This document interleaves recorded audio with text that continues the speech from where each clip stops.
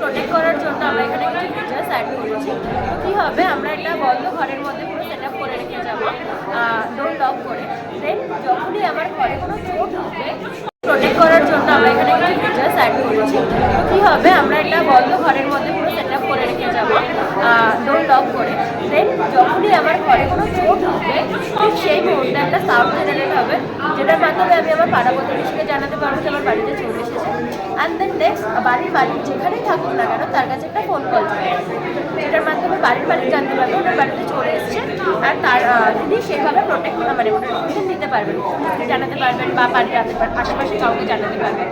আরও একটা জিনিস এখানে ফিচার্স অ্যাড করা হয়েছে, যেটা কিনা বাড়ির মালিক যদি চান যে কে এসেছে সেটা দেখবেন, সেটাও এখানে উনি ফোন বা ল্যাপটপ ইউজ করে ফুটেজ দেখতে পারেন যে আমার বাড়িতে এসেছে।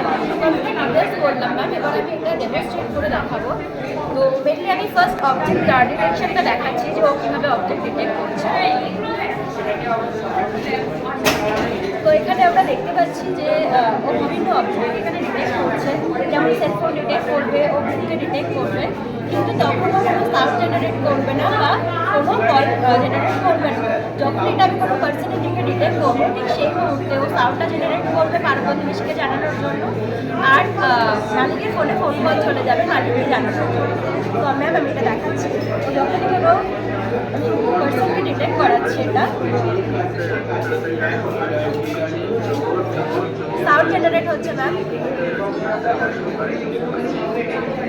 আর তার সাথে সাথে দেখতে পাচ্ছি এখানে একটা ফোন কল আসছে।